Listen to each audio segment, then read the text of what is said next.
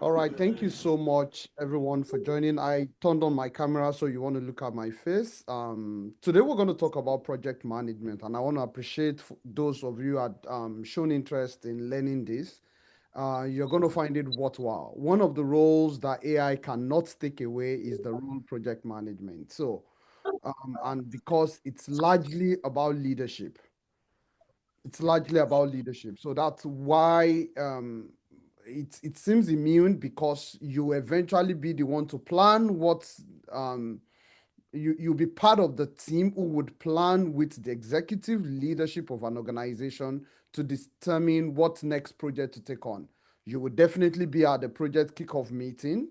You will be involved in understanding what the business problem would be, and you would also see the whole process of development to the end until you hand over to the operations team. All this concept that I just described, I would try and break it down in the next couple of sessions that we'll be having together. I don't want to talk so much. I also grew up in Nigeria, so and I've done project management in the developing nation and also in an advanced nation. And I see the difference in the work ethics, the difference in the way things are done on either side of the divide. So I'm able to explain to you. Feel free to jump in at any point and ask crucial questions. I want this session to be more of learning curve for you. Remember, this is like an introductory class, but as much as possible, I still want you to have clarity by the time you're done with this class. So that's the goal of this session. So hopefully you would listen and listen properly. Why am I qualified to take this training? Because that's one of the key questions that I know Gen Zs would ask. So who are you? Why do you want to teach us project management, right? Um, so I've worked for more than 15 years in project management, but I've worked in administration for maybe more than 25 years now that I can remember clearly. So you will find along the line that everything you do, even your own life, is a project. You have a starting point and you have a point where you have to exit this checker pavement of mortality. So if you understand the concept of a project as an endeavor that has a start and an end, and it has a purpose, it has a goal, it has a timeline, it has a scope of what you're expected to achieve within those timeline, then you will understand why you need to know project management very well, because that's going to heavily impact on your life.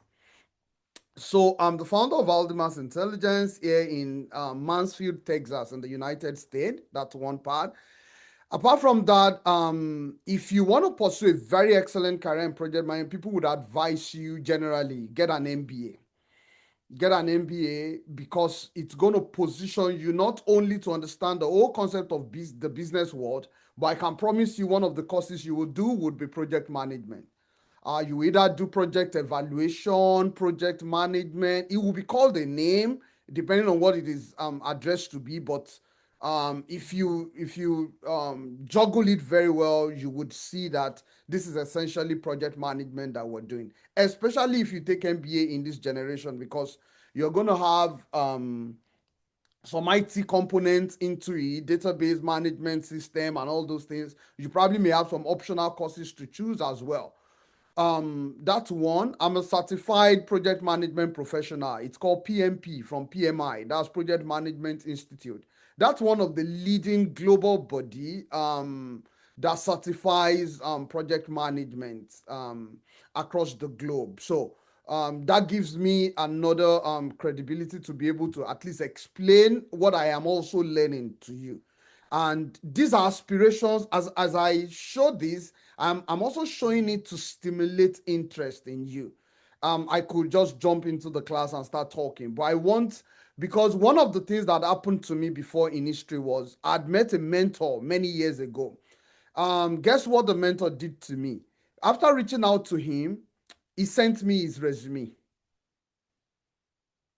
He sent me his resume just like that for me to see the possibilities. When I saw all the trainings he's done, credentials he has had, I first of all became humbled. That's like the reality. But the second part of it that spurred something in me was, okay, then this is a ground of possibility. I can also become this. I can also achieve this. And those are the key things I would like you to take away from this. You're already mapping in your mind. Okay, so I need to pursue something. So there's something called PMP that you need to write down and learn more about. There's something called an MBA, depending on whatever credential you have from your university education. There's something called an MBA that you probably would need to get that will strengthen the credibility of whatever you're saying as a project manager. You could have any other masters. Now, because we live in a world that is called, we say it is VUCA times, it's volatile, uncertain, complex, and ambiguous. Because of that vocal nature, we also as humans need to respond to it by moving from a traditional process of living our lives to becoming agile. And by agile, we're talking about the agile project management concept, but I want to break down the word agile itself. The reason why I'm saying this is the world where you are given birth into is an agile world. It's a world that pushes very hard for continuous learning, continuous evolution, continuous adaptation, continuous trying to see how things would happen, because even deep in development, deep in making something happen, you can still tweak and change the course, because you could wake up the next morning and the president will bring up a tax law, a new tax law that will just make you start changing everything you have built, either about your application or even about your business. And then you run into another project and you need to start pushing here and there and trying to make something happen. So I need you to get the world where we live in now. So because of that, you will see something on my screen: RSM, RSPO. I would explain those core concepts much later, but it means a registered Scrum Master and a registered Scrum Product Owner.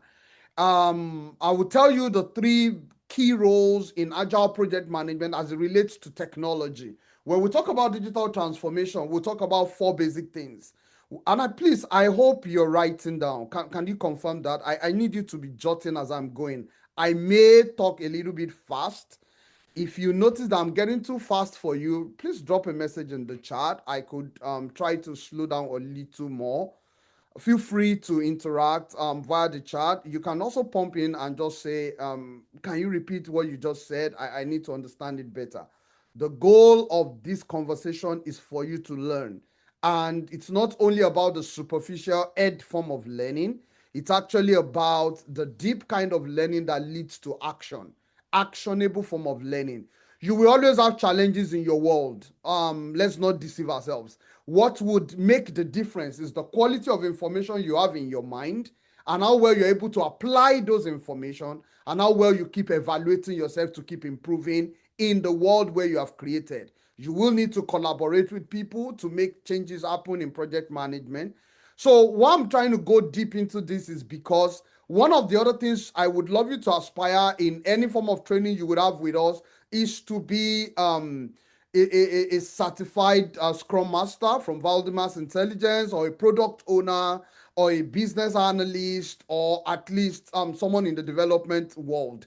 And when I mean development, I'm talking about IT development in this case. So you want to learn to become maybe a full stack engineer. That's if you're interested. And of course, when you're talking with any of your colleague or any other person is seeing this video maybe much later, you would want to make up your mind that these are the key roles in agile IT project management, and these are the things you might probably want to think about. One other thing before I leave this screen, this slide is, I would also need you to think about being a Six Sigma belter. I say this carefully because there are free, and please jump on them if you have the bandwidth. It's a great one. Just search for free yellow belt Six Sigma training. You will see, I think there are a couple of free ones online that you can actually jump on. But of course, we all know the yellow belt is the intro. It will never be enough, but at least it would spur on your knowledge into something else. Being an excellent project manager means you are going to be a lifelong learner. I want that to sink in. If you want to be an excellent project manager, you're going to be a what? Can someone respond? I want to get some feedback to be sure you can hear me. So Zainab, Lifelong learning. you will be a lifelong learner. That's Lifelong great. learner. Thank you so Following. much. Yeah, that's excellent. I need us to please. I want to be sure we're also here and we're also listening actively. You're going to be a lifelong learner because project A that you're managing will never be the same like project B. Project B will never be the same like project C. The challenges you would encounter, the risk that will be associated, the assumptions with which the business problem was thought to be solved will never be the same. The interdependencies or the dependencies, as the case may be, will never be the same. The issues you would encounter in each of the project will never be the same. So because of this understanding, a project manager will make up his mind to be a lifelong learner, because for everything you do, the difference the difference is how well you have treated the people, how well you have worked well with the process, how well you have integrated technology, and how well you have done within the business environment. I'll go over it again. The four critical areas of any digital transformation agenda is four.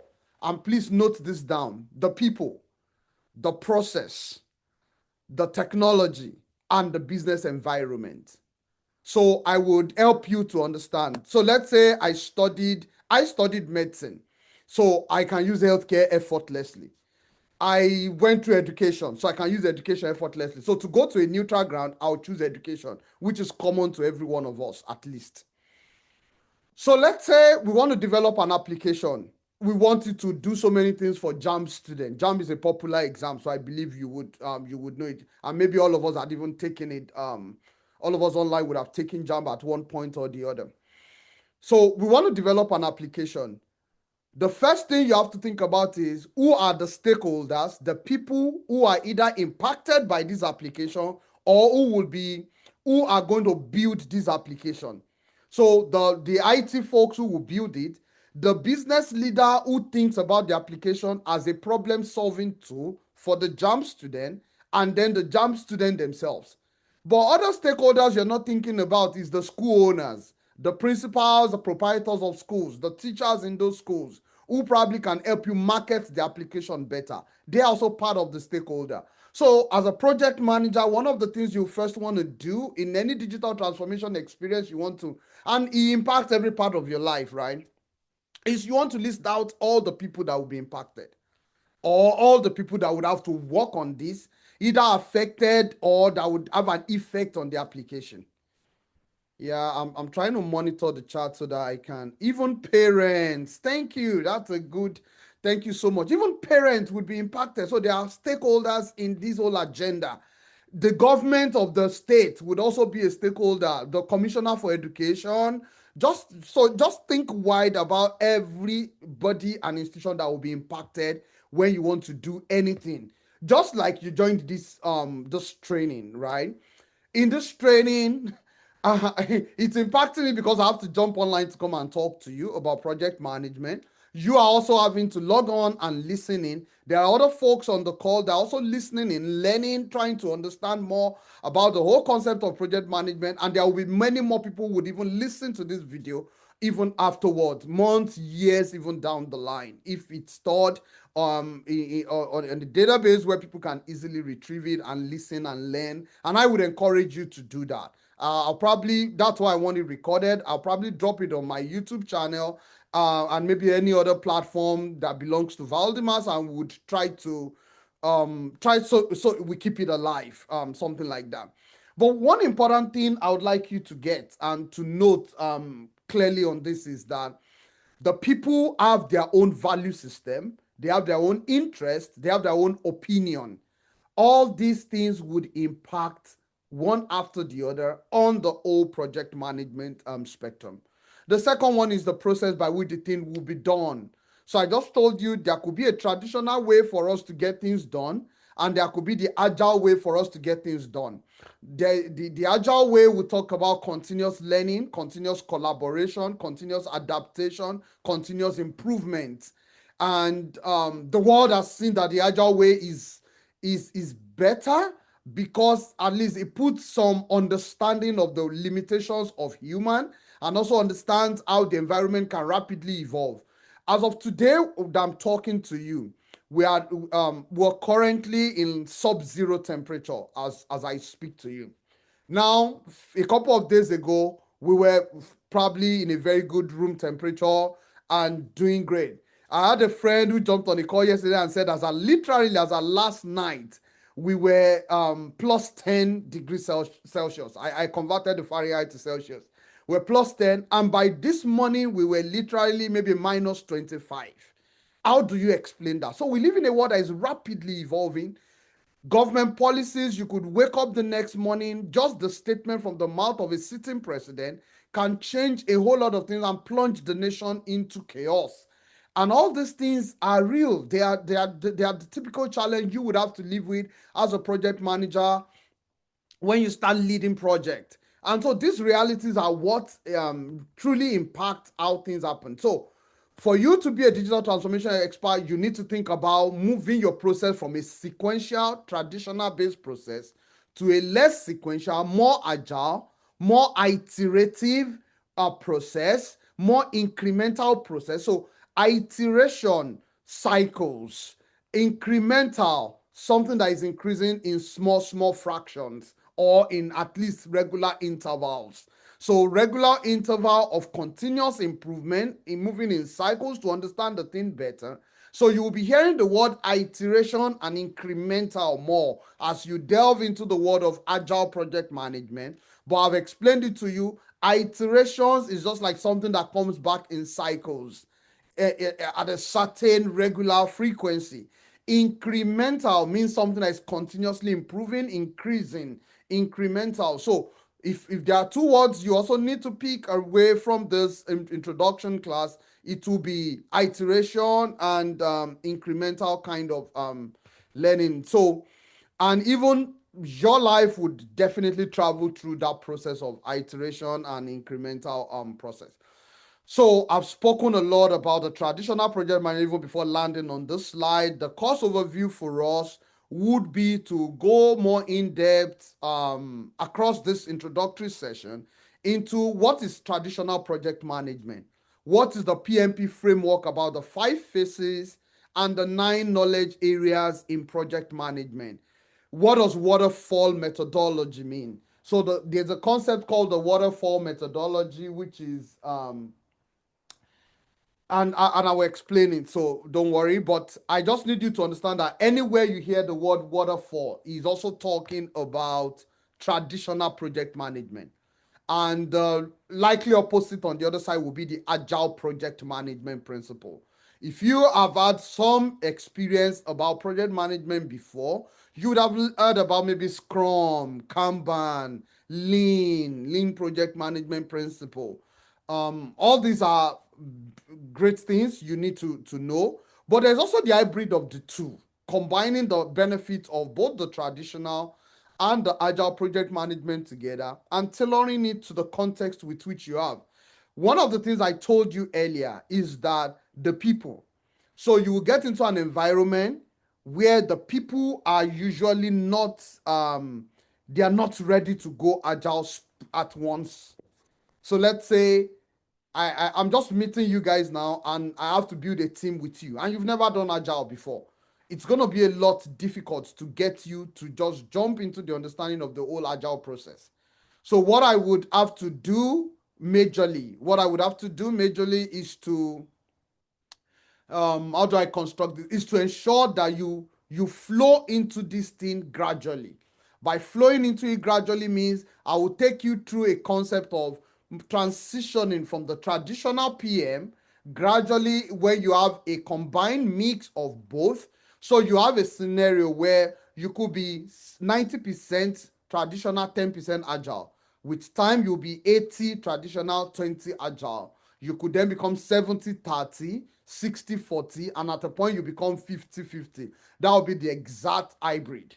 And then it could transition gradually then to become 40-60, and then gradually 10-90, and then 0 traditional, 100% agile. So we've had to work in different things. Now, one thing I would note for you, and because you're just jumping into this training and learning the whole world, I would say, for what is worth, learn both. Learn both the traditional process and learn the agile process. The reason, like someone would say, you get why. The reason is you would jump onto some project and you will meet with business leaders who are of good age, real age, advanced in their age, and the way they will want you to go as gradual as possible might eventually tend you towards the traditional project management world. So I have also on the screen, we'll talk more about applications of project management even to your personal life, like even everything I've been talking about. If you had listened clearly to me, you will see that even your own personal life, there are people in your life who have values, who have created value system, who have opinions, who have a lot of influence, a lot of influence here, majorly over your life, and they even tend to find a way to program how you respond to things and how things happen to you. Um, that's one part. You would see that there's a process with which you live your life. If you engage in the knowledge of process improvement, you will start seeing gradual improvements in your life. And if you look at your life, there are technology you're leveraging. Zoom is one of them now that you're leveraging now. And then you live in a certain business world, in a certain business environment. I will give an example. If you're in the education world, there are some rules that apply. There has to be a teacher and a student. The teacher has to be the one standing and guiding the student. If it's, you can also sit down in some setting, but you will be the one leading the conversation, facilitating the discussion. You'll be the one pointing them to the right direction. If the conversation is going astray, you'll be the one to gently guide them back. So that's the way education is built. In every educational system, there has to be someone who will provide the curriculum, someone who will certify. That's the way business. So if you're building an application now and you're not thinking about the business environment that you need the Ministry of Education to align with, you need some certifications. The quality of people who should train must be people who are graduates, who has an education degree. If you want it to be valid, if you want it to be recognized, you would need to get people with education degrees. So all these are realities that you would need to understand and to work with. So then we'll talk about career paths and what are the advantages you can quickly get rapidly if you train yourself properly and you fine tune your resume and stand tall. I want to stand tall as a project manager. So, like I said, traditional project management works in a way where things are structured, sequential approach to managing project from start to finish. It is called waterfall and predictive approach for a reason, and I will explain that very soon. It is best for projects with well-defined requirements and stable scope. So let me give you an example. I want to build a 3-bedroom flat. I want it to be roofed with aluminum sheet. I want to build with blocks and not wood. And I want the kitchen to be certain dimension by certain dimension. I want the rooms to be certain dimension by certain dimension. I want my bath to be big. This is the dimension. Once you have every scope almost clearly defined, then the best method of project management to adopt will be traditional project management. You notice that it is sequential. Things start and gradually moves. So we know that we need to complete the foundation of the building first. So who are the stakeholders that will be involved in the foundation of the building? Who are the stakeholders that will be involved in bringing up the walls, doing all the demarcations? If it's going to be, okay, I already said 3-bedroom bungalow, right? If I said 3-bedroom building, it could also be a duplex, 3-bedroom duplex. and that means there'll probably be a slab, which is popularly called decking, right? And then you put another layer on top of it. There's another team of people who will separately come and do the woods and then put the roofing sheet on it, and then would try to talk about the interiors. Some other people will come and fix the interiors, the fixtures and the fittings. There'll be the plumber, there'll be the just name any part of the building that is important. There'll be all those teams in different ways that would make it happen. But one thing you have noticed about that is it is sequentially done. You cannot put roofing sheet directly on a foundation. So that means the foundation has to happen, and you cannot build the block up without a foundation. So that means there has to be sequence of some people digging. They dig the ground, they mix some concrete and do the foundation. So that means one work has to start and finish before the next work can start. So when you're doing something called the work breakdown structure, note down that word too. It's a word we use a lot in traditional project management that you need to understand. Work breakdown structure. So the whole concept of I want to build a building, you can break it down into pieces and chunks of the work. That is the structure of breaking down the work and how the work will progress. Hence the term work breakdown structure. So we can say foundation, erecting the building structure and the pillars, doing the slab, putting another building on top, and then putting the roofing sheet. All these are clear, distinct from from ground zero up. So thinking about this sequence, there has to be detailed planning upfront.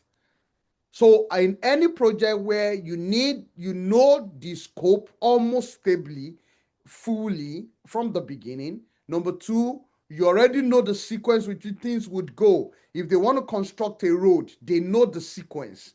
They know that they have to first clear the road, make it smooth, compact the soil, maybe turn up the lower soil into upper soil, and then make it really, really compact so it's able to bear weight. And then they put some concrete layers, maybe some inches of concrete layer, and then they put the tar on it, and then they compress everything and ensure a real big weight is put on it, so that subsequently by the time it's dried up, over time and with all the weathering and agents of denudation, the impact would be minimal on it years and years over. So once you have that kind of clear scope, you're more likely going to do traditional project management. So please understand that clearly. So a detailed planning, that means from the beginning, you would have a clear plan of how each layer will go, who are the people you would need, what kind of knowledge you would go through. And I'll talk more with that about under the PMP framework. Okay, so then there will have to be a formal documentation, a project documentation that you'd have to create. We call a lot of documentations project artifacts. So there'll be extensive because you now have to plan in details from the beginning. Then you have to create something like a project charter that would show you a project implementation roadmap. All these keywords, just be jotting them down. You don't need to know everything today, but it's good as I'm spilling them out, just be trying to jot them down such that you can look them up later on your own. You have access to free chat GPT, Google Gemini, Microsoft Copilot as even applications you should have on your phone. How many of us has any AI application on our phone? Let me get a feedback. Who has an AI application on your phone? You Yeah, can, yeah, please I tell me. I have ChatGPT and Google Gemini that I use. Excellent. That's a good one, Austin. Thank you for mentioning that. So all the points that I just spewed that you don't truly know their full meaning, once we're done with the class, just type it on ChatGPT and say, elaborate on this concept for me. What does work breakdown structure mean? Just or what does project artifact mean? List examples for me. It will spill out a lot of stuff. So then we also have what we call the change control process. In some organizations, they call them Change Advisory Board, CAB. Some will say Change Board. They will say Change Control Board, CCB. You will just hear different acronyms in different organizations based on what the leadership of the organization decide to call them. But the most important thing is that there is a change control system. The problem with traditional project management, why most people are running towards agile and moving towards agile the more, is very direct. The reason is that a lot of people want to entertain change even deep within the work they are doing. You know, it's difficult now for us to have started the foundation, and we have thought in our mind that this foundation can only carry one story building, and we get to the first decking. That's the first slab, and you now tell me, no, we cannot stop at just a story building again. We have to go to 4-story building. What do you think would happen to that building, Zainab or Owolabi? Imminent collapse. It would collapse. Thank you, Austin. The building is bound to collapse. Now, that's the challenge with traditional project management, because you have defined the scope from the beginning. It is difficult for you to now say we're changing. Now, in an IT world, let's give an example. Let's say we started with a platform that is Azure. And when we're trying to develop, get things to happen, we discovered a challenge and a limitation that Azure will not be able to do for us based on its own infrastructural limits. Maybe it can't give us more than 500 SMS per week or per month to send to our customers. And we have another platform, maybe AWS. And AWS is able to give us 10,000 every month.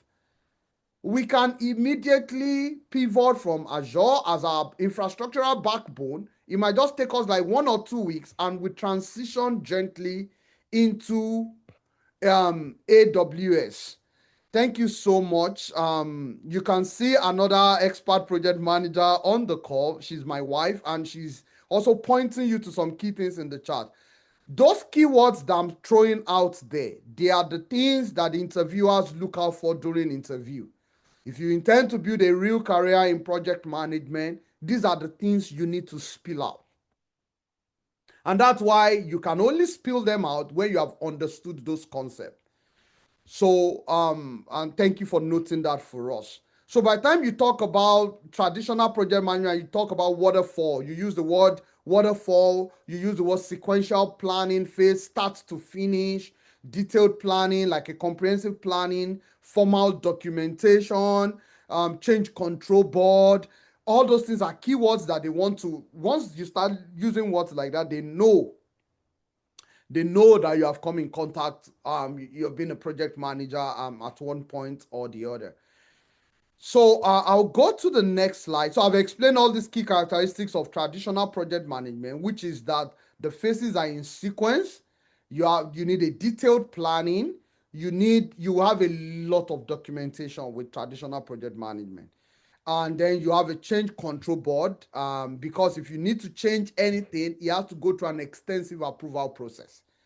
Because automatically, once you start a foundation that cannot carry a first, you can't even change that again. So changes are really, really restricted when it comes to traditional project management ideas. So I talked to you about 5 process groups. That's the way we view project management in the traditional world. We talk about initiating a project. So this is how projects generally come to be. Let me help you connect it with a business system.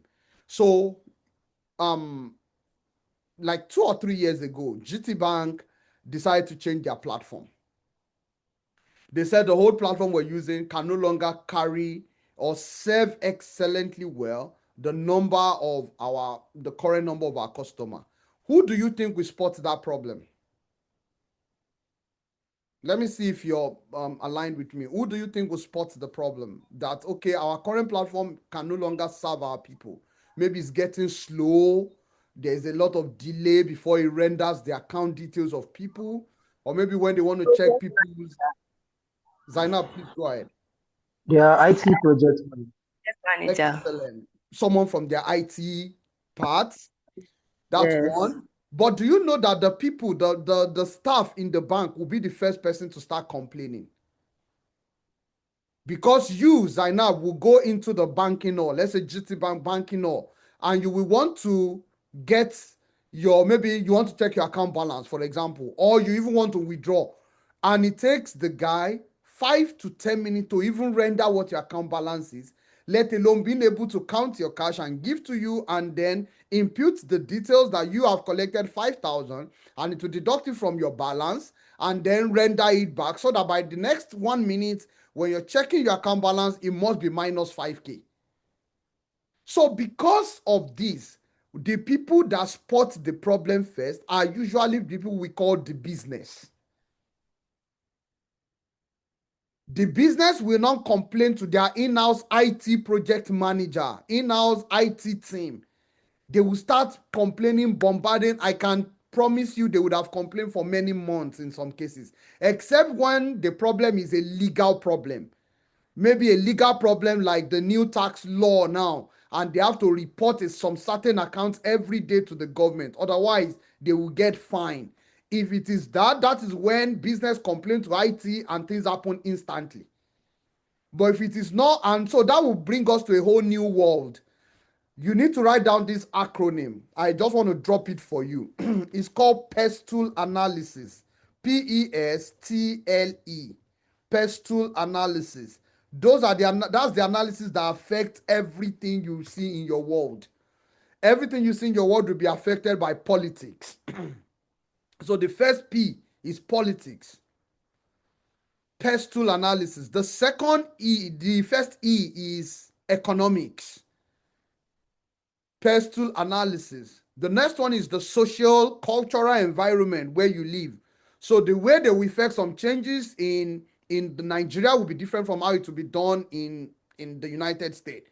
That's the social cultural dynamics. Under that, you'd have your religion, you'd have your languages, you have your tribe and dialect, you have all the culture and the way of life of the people. Nigerians have a lot of endurance and strength to bear under a mediocre system for so long. In the United States and in some developed nations of the world, what I notice is when something gets thrown at them that they don't love, they take to the street and start protest every day until that thing is changed. There are many examples of some states in the United States currently that are under protest, even at minus 40 degrees Celsius, minus 40 degrees temperature. They still take to the street. So I'm just trying to make you see how the socio-cultural dynamics of the people. The next T is technology. The L is the legal framework, legal. That's whatever has to do with the law of the land. And then the E is environmental factor. I just said minus 40. That's temperature. Nigeria has never been thrown to that kind of temperature. So you probably will not experience that kind of environmental challenge in Africa, but you may have it in another part of the world. So every problem that you will complain about, that business will complain about to IT or to any part of the organization would be based on this PESTLE analysis. Now, why did I decide to go through that way? I want you to see how a project starts. So the business will start complaining. The bank manager, the marketing manager, the everything will say, yes, when I went out to meet my customer to market him, I wanted to log on the application to show him how the thing works. But it took me almost 15 minutes before the application could come up. That's already demarketing the bank. So the guy will come back to the office, complain to his own immediate manager. His immediate manager too will do the same thing, try it, and then go and talk to the IT project manager that we're having this challenge. So then the IT guy will start collating the list of all the issues he has, and he will go and meet his own director of IT. His own director of IT would then go to management meeting. When they get to management meeting, someone has to be the managing director of the whole bank. And then they might also have a chairman of the board of the bank. Now, the managing director will now say, okay, IT guy, come up with a total cost, estimated project cost that this thing will even cost us. You see how projects start. As at this point, you, the project manager that will come and lead that new application, you are not even in the picture at all yet. So all this thing is happening on the operational back end of the organization. That's what I need you to see. So they're already having back and forth, back and forth. Maybe even the director of IT has presented the problem in 2021. They said, look, we don't have budget for it now. Push it to the backlog. Backlog is another word you should keep.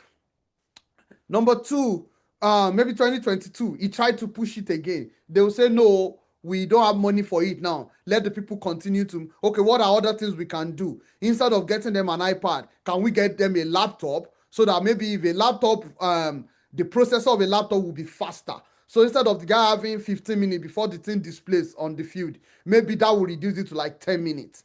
So they will buy laptops. The concept of buying laptop can also be a project on its own, but I don't also want to go into that for now. I have a direction I'm trying to tailor you towards. So they'll buy laptop and give to the guy. The guy will still, maybe it will now drop from 15 minutes to 12 minutes. That's part of, but 12 minutes is still demarketing, but it's still an improvement from the 15 minutes issue. Now, let's now say CBN now mandates them that by June 2024, every bank must move to this Oracle 5.1 platform, because that is the only platform that we integrate with CBN, such that we will be able to do transactions together for interoperability issues. When you hear that, that legal perspective of my personal analysis now comes in. Remember, 2 years ago, the business leader, the MD and the chairman, I said we're pushing it back. But immediately, a legal problem now comes in. Then they are forced to obey. So because of that, an intelligent IT firm can go and manipulate the house to pass a law that would actually force an organization to do what they have the competence to do, and they will get the business. It happens that way. That's what they call lobbying. Which are the things you need to understand that influences everything you are doing on your project. Now, the day the MD now signs it off that, okay, I've agreed because of this legal issue or political dynamics of the land, or because of sociocultural reasons in the land, or for even economic reasons, technologically we need to advance. They will now say, okay, I've signed this project. Now, that day that the guy signs the project, the MD becomes the executive sponsor of the project. Note that word down as well. He becomes the executive sponsor of the project. But I will group them together, both the MD and the director of IT, because the director of IT will now be the one issuing out the project. They become the executive sponsor. They will now throw out what we call a request for proposal, an RFP. They will throw it out and say any organization that has the capacity to be able to build a new IT platform, please come and apply based on these details in this request for proposal.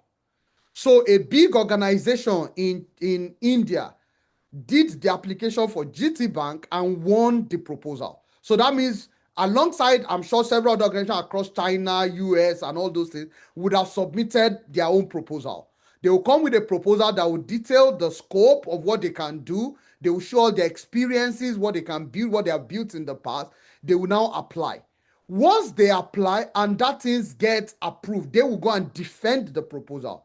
When they defend the proposal, at the point where they start noticing that there is a green light, that they are more likely going to be the selected one, because there's a lot of lobbying that is involved in that too. And they'll say, okay, the last meeting we had last week, Oga said, that's the usual language in Nigeria. So pardon me if I use that. Oga said they will approve this project for, it is your company in India that will get the project. Let's just say Austin India Corporation, for example. So Austin India Corporation is the one that has been approved for the project.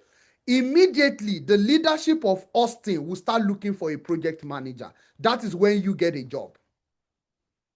You can see how everything is in sequence, from business operation through leadership until you get. So all these things I'm talking about is the initiating phase of how a project comes to be. I just told you in a story format. So, but you just jump on a project and you're happy. I am the project manager. The truth about it is there's an executive sponsor. There are other stakeholders that have known about this problem many years, in fact, sometimes decades before even you showed up. Sometimes you're still a baby when the problem has been happening. And you eventually go and be the project manager that will lead the change that would make that happen. In another circumstance, which I've experienced before, they have attempted the project the first time, it has failed. They have attempted the second time, it has failed. Even sometimes, many times, it has failed. And now they are bringing you on to come and reattempt it again. So that means, as a project manager, you need to go and read all the previous project documentation.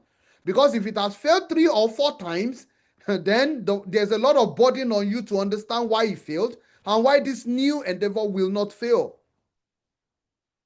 At that point, you would have to identify all the key stakeholders. You have to develop what we call a project charter that will document all the details of the project, the key vital stakeholders, what you plan to achieve, what the timeline is. Now, once you come on board at initiation, you have the kickoff meeting, then you jump into planning. During the planning, you talk about the scope, the objectives of the project. You draft what we call a roadmap. You create what we call a work breakdown structure. That's all what you always see as WBS. Then you come up with the schedule of how long you think the project would happen. In this case, you as the project manager would have to work with your technical team. Remember, I mentioned the development team the other time. You would have to work with your development team.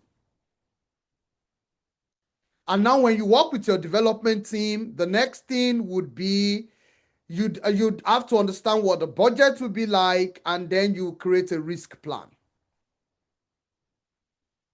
All these are the realities that happen in planning. After planning, you go to execution. You coordinate people, resources to carry out the plan and direct the work.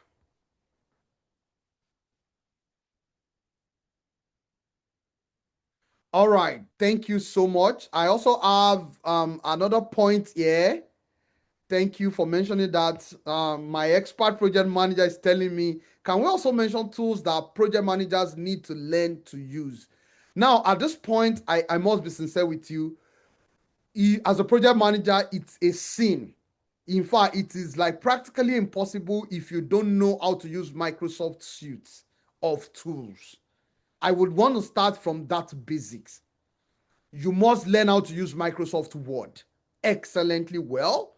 You must learn how to use Microsoft PowerPoint. Of course, I'm presenting to you with a PowerPoint. As a project manager, you would have to do a whole lot of presentation. As a project manager, you must know how to use Excel.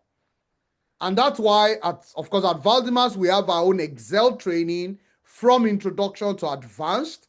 Of course, Grace can talk to you more about that. You probably had met her while on camp, and I think she's the one that also joined with the Redmi Note 8. You can easily reach out if you want the contact number, just chat that number up, and you can get it. But you must learn Excel. It's basic. It's super basic. Now, there's a balance to what I'm saying because we now live in an online world too. So you must learn to use this tool not only on your local machine, that means on your laptop or desktop or phone. You must learn to use them online too because you will continuously collaborate with people and you might need to edit documents. Now, there are several other tools that are also related to the Microsoft platform. Um, Zoom is one tool that we use for communication and collaboration in project management.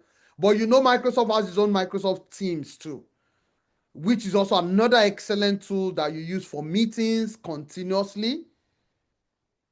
And those are for communication and collaboration together. There is also of course, the Microsoft Teams. What I didn't tell you is that apart from having meetings, you can also engage in continuous chat on it.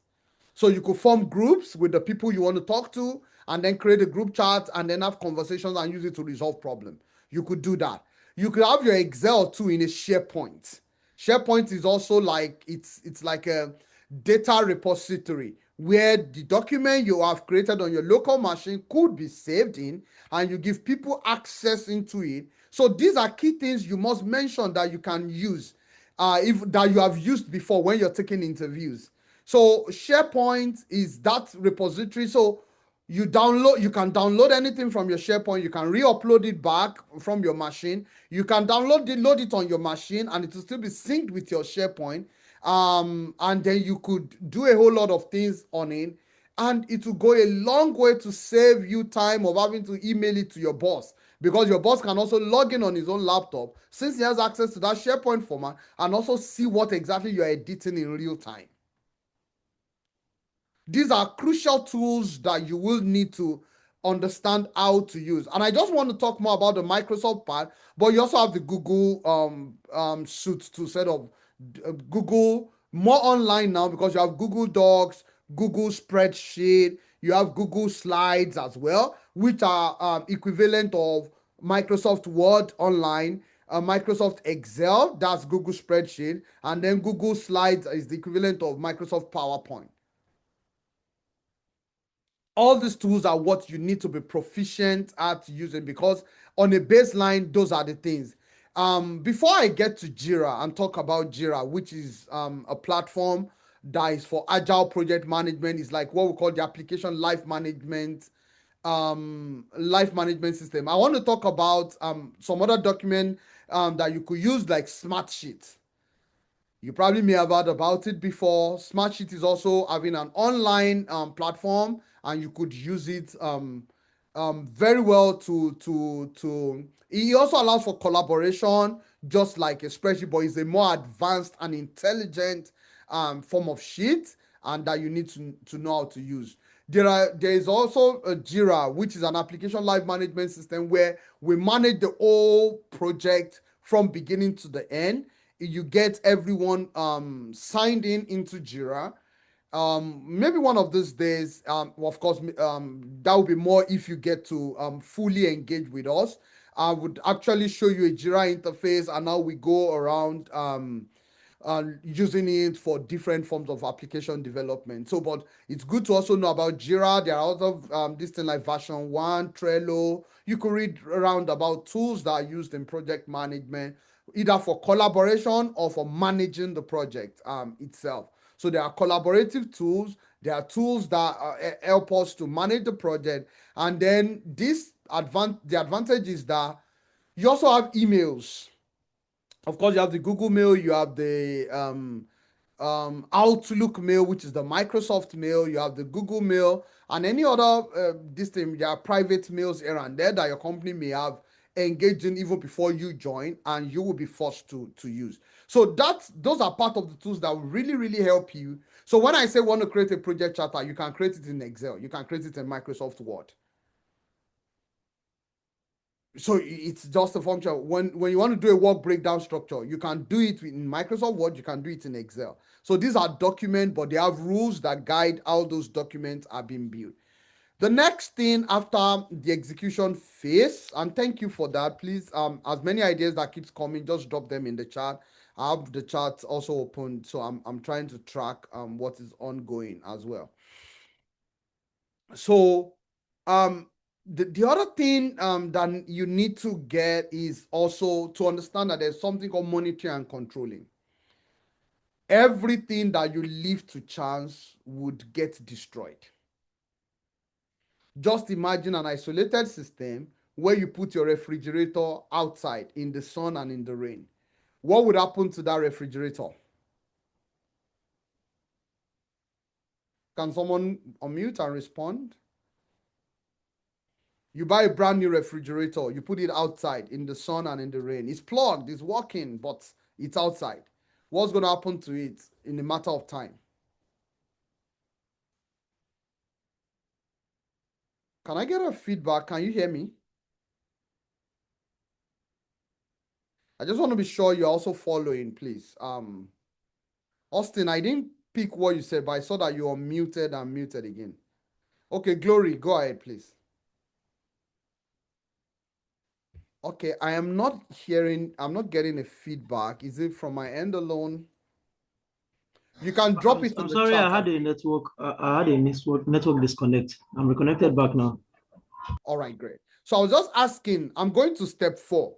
And I was just asking that imagine if you buy a brand new refrigerator and you plug in, it's plug connected to power source in your house, but you put the refrigerator outside in the sun and in the rain. What will happen to that refrigerator? Sorry, I didn't get the question right.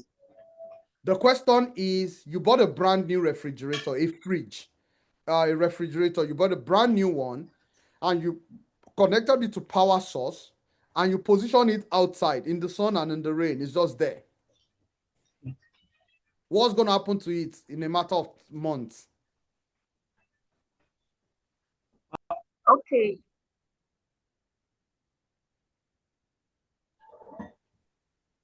Okay, I notice you guys are trying to mute and speak, but I'll just go ahead.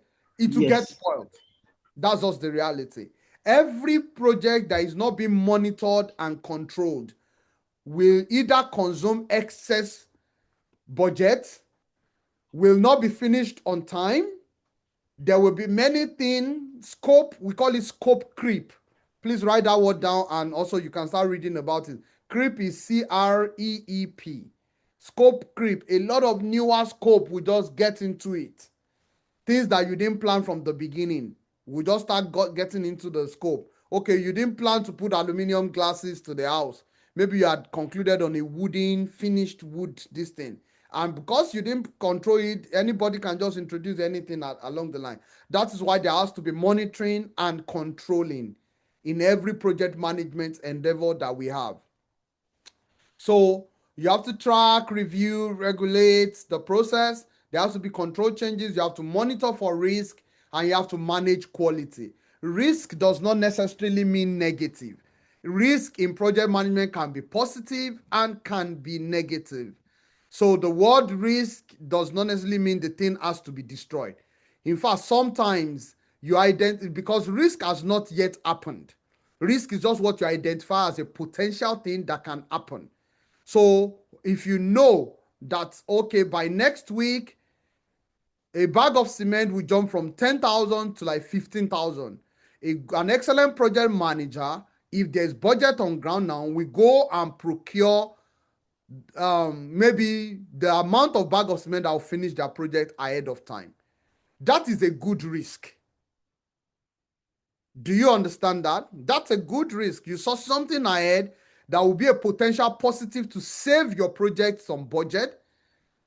And if also hear that, yes, the price of cement will go down from 10,000 to 6,005 next week, then the idea for a project manager is to say, we're not buying today.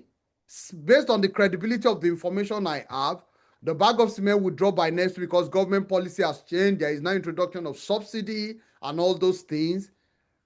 That's also a positive one for you, because your bag of cement, if you plan to use 6.5 million to buy a bag of cement before, maybe it will drop to like 5 million. But you could also have a negative risk that will tell you, rain is going to fall heavily tonight. This bag of cement that you have procured, you have to move them from wherever you kept them to a more secured location where water will not be able to get to it. That's a negative risk, right? Because if you don't align with that, water will come and Yeah. your cement will be destroyed. So it's part of your job as a project manager to monitor risk and to manage to act instantly, and then manage quality. For every project that has an initiation, there has to be a closing. One funny thing is that closing can happen at any point along these 5 lines. Your project can close at initiation. There are some projects that they would have approved it. You do a kickoff meeting and everything in the beginning, and the project will just nosedive and die that way. So closing can happen at initiation, closing can happen at planning, closing can happen at execution, closing can happen during monitoring and evaluation and controlling. Closing can happen in any of these step of the 5 phases. Because what can happen is the MD could have approved the new development, and maybe the government, the CBN platform, the law would also change, and CBN will say, no, we're no longer using Oracle 5.1. We want to even move to Java 7.9. Now the people, Austin Incorporated Company, who has gotten the project, recruited project manager, business analyst, everything, they will just tell everybody they have recruited that we're sorry, the project is no longer being funded, and we probably have to let you go.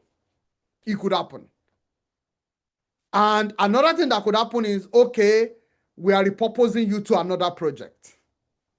And you have studied everything about Oracle 5.1.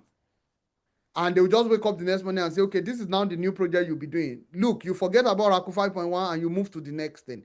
So I mentioned something earlier that as a project manager, you have to be a what? A lifelong learner. Excellent. Thank you. I love the Lifelong fact learner. that you're following. Yeah, that's in fact, it just made my day. Thank you so much.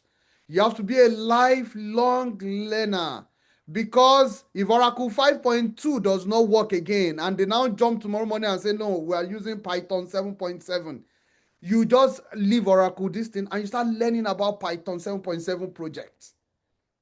There is no hard feelings. You don't have to be complaining that, okay, they gave us a project. It's an healthcare delivery in Niger State. And the next morning, they say, look, we're no longer doing Niger State because the governor of Niger State has changed from APC to PDP. And because of that, they've canceled the project and everything. That's politics. How politics can impact something. I just mentioned one.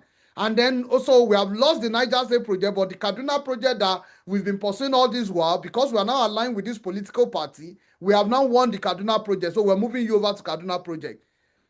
Trust me, you will abandon learning about Niger and you start learning about Kaduna. So you would have to be a lifelong learner.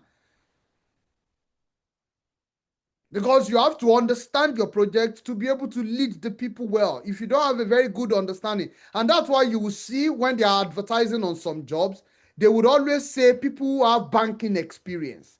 They want a project manager who has healthcare experience, project manager with education background, who has education understanding. Because remember, I told you the other time, business environment matters. The business environment matters. Of course, your understanding of the technology in that environment matters. The understanding of the process, how things work in that environment matters. If you have not really worked in healthcare before, you can learn quickly. That's where you become of course, you have to be a learner anywhere you even go, even with experience. But it's faster and easier for someone who has had experience in a field to be a project manager for that field. But does it mean you cannot? Every one of us got into it somehow. You had studied, let's say Zainab studied, I'm just giving a blanket example now. You studied geology. If there's any project management in geology, you have a higher technical knowledge of the whole concept of geological surveys and things that happens in that world. As against me, that I'm probably coming from healthcare, IT, and I just diving into that area, I would have to take a lot of learning and I would have to ask a lot of questions before I can catch up. So please note this down. One of the things that will distinguish you as a project manager is your capacity to learn how to ask questions. In fact, for you to become a great project manager, capacity to be curious, curiosity, is a key attribute that you would need to learn. You must have the capability to ask questions and to keep asking intelligent questions always. Because you need to clarify things from your technical team, clarify things from your executive sponsor. So you as the project manager, you are in between the executive sponsor, the MD and the director of IT that signed the project, and the leadership of your own Austin Incorporated that is working with the MD of GT Bank. You are in between that and the team that is developing the project. So you are the middle person that hears from the top and shares information with the people doing the project. Gets information from the frontline people doing the project and shares it back to the top during executive briefing. Different set of meetings would occur. We'll talk about them when we get to agile as well. You're the one, once there's any control changes, they will reach out to you. You are the one that will start collating the document and go and justify it with your own director at Austin Incorporated. Then your own director will carry it to go and meet the executive sponsor of GT Bank. That's how the whole sequence works. So you are along a chain. And one of the unique things that distinguish agile from traditional project management is that in traditional project management, you as the project manager is seen as the boss who is leading the project. But in agile project management, we try to reverse the role and say, look, you are the leader, yes, but you are a servant leader, a leader who serves the team. So instead of being seen as an autocratic, authoritarian leader who would do command and control, you are seen as a part of the team with mutual respect that drives development of something so that everyone is able to approach you easily when there is a risk and an issue, and you're able to quickly communicate it ahead of time. So one of your key characteristics as a project manager is you must learn how to identify risk. You must learn how to communicate the risk immediately. So you don't just hear something and keep quiet. Communication is the gateway to every organization. It must be your strong suit. So I'm trying to make sure I would stop on these 5 process groups today. I will start winding down the conversation now. I know we're already a little above the hour in this conversation, and I will just throw the next 14 minutes open for you to ask me questions based on what we have discussed today. So closing projects can happen at any phase, but an expert, a good project manager, would ensure that at every level where the closing happens, you must ensure that there is adequate documentation and they are well archived. All the lessons learned must also be included in those communication.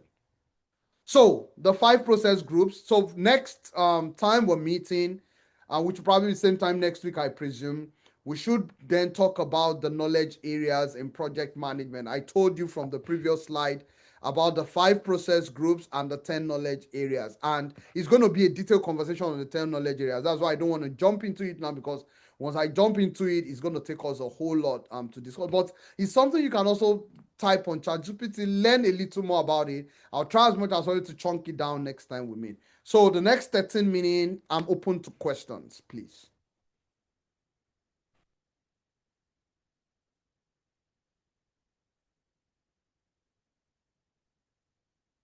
So we can't keep quiet at this point. I need us to ask questions. Okay, please, I have a question.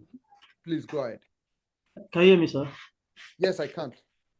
Okay, my question is on the 5 process groups, Okay. during the third stage, which is the executing, yes. That's the And third. Okay. yes, on the third part, during the executing, and then there comes the an economic hike. Let me say an example. You have a project to be, after analyzing the entire budget, and for an example, you're working on a $1 million project, Okay. and due to economic instability, like in a place like in Nigeria, and a hike happens, that you have to review your project. You have to review your project, the budget of your project. And where does that fall? Does that still fall under executing, or is there supposed to be like the economic aspect of the 5 process groups? I don't know if you So understand where I'm heading. I totally, maybe because I'm in practice, I totally understand what you're talking about. And this has Okay. happened time and time over for me, even on projects. Okay. So in most cases, when you have that, and when I would show you something quickly now, we won't talk about it. Your question will probably take us a little into next week's conversation more. So hold that question. We'll talk about it extensively next week. But I'll just show you something about the 10 knowledge area. Anytime Okay. cost is impacted, something must have been impacted from the scope or the schedule or maybe the quality of the project. And of course, it's going to impact the resource. That's why cost is changing.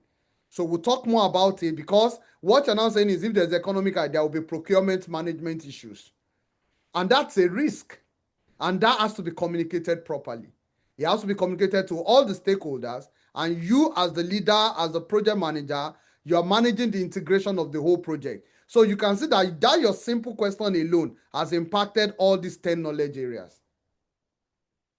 That is why, as a project manager, your thinking must shift to these 10 knowledge areas. This is the way you look at your project. That's why they are key knowledge areas.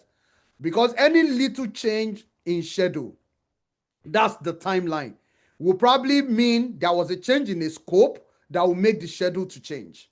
Or there was a delay in getting some approval that will change it. So before you know it, all these things will spiral into affecting everything on this board. So for the process group, to make it simpler for you today, immediately you notice a change during execution phase and the cost changes. You remember you have monitoring and controlling, because some of these things can also happen in continuous succession in some ways. So as you see that change, you go to your own control board. You have a control advisory board. You go and present to them. As at 2 months ago or 10 months ago, when you created this project, $1 to a naira is 1,700 naira to a dollar. But as of today, $1 to a naira is now 2,000 naira to a dollar. The price has changed. What we need to buy in dollars. So, and we have the payment made to us in naira. So for us to do the exchange rate, we're going to lose this amount of money to be able to buy this software, buy this new machine, buy this new equipment. And the question a leader of the control board would ask you is, have you not seen this risk ahead of time? Have you not heard about this government policy? Didn't you know that tax law will kick in by January 1?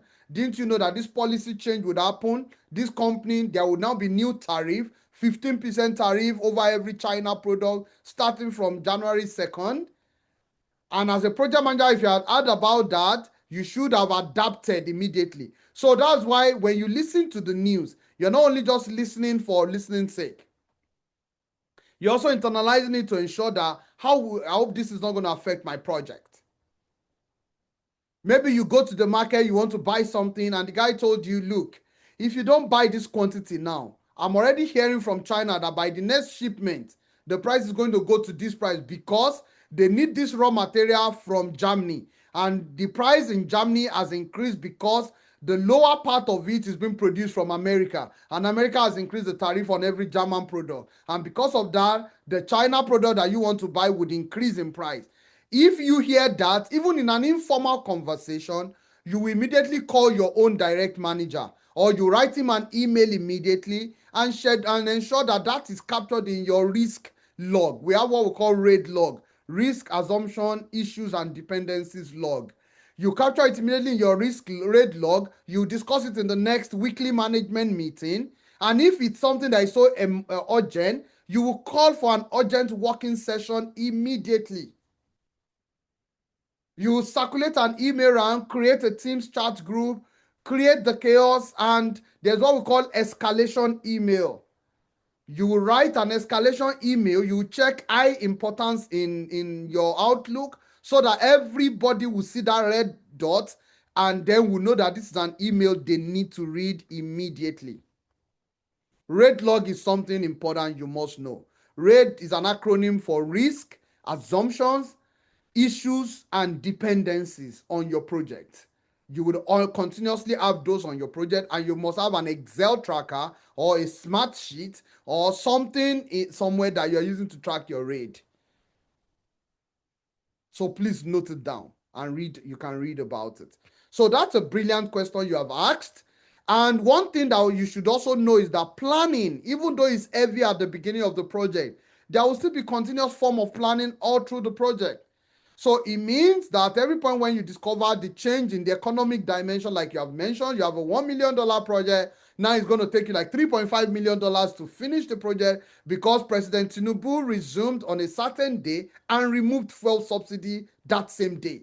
And the next 2 hours later, everything starts skyrocketing and you're already midway in a project. So what's going to happen to you? And the price of fuel jumped up to like ×5. So that means the price of your product and everything will jump up. And so because of that, issues like that, you will need to then call an emergency meeting. You will write an escalation email, get everyone to the round table, get people online. So Austin Incorporation will then call GT Bank director and the managing director of IT and say, look, you can see the policy change that's happened. We need to work again on the budget. So at that point, they will now say, go and do your analysis and submit a supplementary budget for approval. And if that policy is such that people cannot travel into the country and there's a delay and we don't have the expertise to do something, and they have to take time to process their visa, process their this thing, that's great. You will escalate immediately, you will discuss it, and you tell them, okay, we had promised before that February 6th is when this project is going to end. But based on this delay, we are not able to get this expertise in person. We're trying to work if they see if they can do it online and all those things. But this is going to impact our project by 6 weeks. And then that impact by 6 weeks must have this cost implication immediately. So a good project manager will know that that 6 weeks is not just 6 weeks in time, it's 6 weeks in money. And you immediately communicate that, because now maybe you need new resource, new people, new items to procure. If you have to keep some people on a certain payment, you have to extend their payment by 6 weeks, and all those things. You have to manage all those reality. So that's where your risk planning also comes in. Some risk you'll be able to plan ahead for it, some you won't. Maybe by the time you jump on the full training and we'll talk about risk management, you would understand a concept that sometimes you would work ahead of time to avoid a risk completely. Sometimes you work to avoiding risk mean you already know price would go up and you quickly go and buy before time. That's complete avoidance. Sometimes you will mitigate, you will just reduce the impact. Maybe you buy half if you only have half the money now, and then you go and buy the other half at an expensive rate. That's mitigation. At least you have reduced the impact on you and on the organization and on the whole project. Sometimes you will transfer the risk completely. So that's where you go to insurance company and say, look, we want to build this building, but we want to insure it. In case anything happens to the building, you are going to give us full money back. We will pay you a premium. In most cases, in 90 to 95% of, in fact, in 99% of cases, the evil may not eventually happen. So, but the insurance too is pulling all the risks together that in every 100 customer, they will have to pay one back. So that one might consume like 40% of the money of all the 100. But they too will have 60% to manage administration, manage their operations and everything. So that's the concept of insurance. So sometimes you transfer the risk completely. And the fourth case scenario is that you allow the full impact of the risk to eat you. Just like as I'm talking to you now, we are in sub-zero temperature. There's nothing we can do so much about it. Okay, maybe what we did was to get, we have heating equipment in the house, so it has mitigated the impact. But maybe for someone who is jobless, homeless, living somewhere at the back end of town, who only has a blanket or something, maybe a blanket will also mitigate, but the person would have to enjoy the full impact of this cold. A cold that you already know about is a risk, but how you prepare to handle the risk is now what matters. So you can either avoid the risk completely, you can transfer the risk, you can mitigate the risk, or you can brace up to enjoy the full impact of the risk and be ready to bounce back afterwards. So just like you said, that economic challenge is a risk. So you can choose to say you keep going ahead, and for some cases, that might be the end of your project. Because the executive sponsor will say, I don't have the budget of 3.5 million. I can't stretch beyond 1 million. So you can now say, okay, what can we reduce from the scope and still be able to deliver a minimum viable product that will still be 1 million. So all these are what would happen on the negotiation table. So as a project manager, your strong communication and negotiation skill must be high. We are 1 minute from the end. Any other final thoughts before we wrap up, please?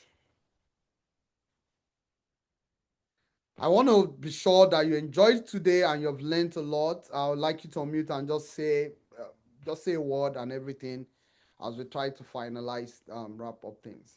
Yeah, my question is the same as the last question, so I've gotten the points. Excellent. That's so good to note. Thanks. Yes, sir. So hope to see you guys next week. Thank you so much for joining and have a brilliant weekend. Thank you so much, sir. It's been a very interactive and interesting class. Learned a lot. Thank you so much. I appreciate it, and I hope to see you again next time. Excellent, Austin. Yeah, thank you very much, sir. All right, Zainab, that's good to know. Thank you, everyone. Bye.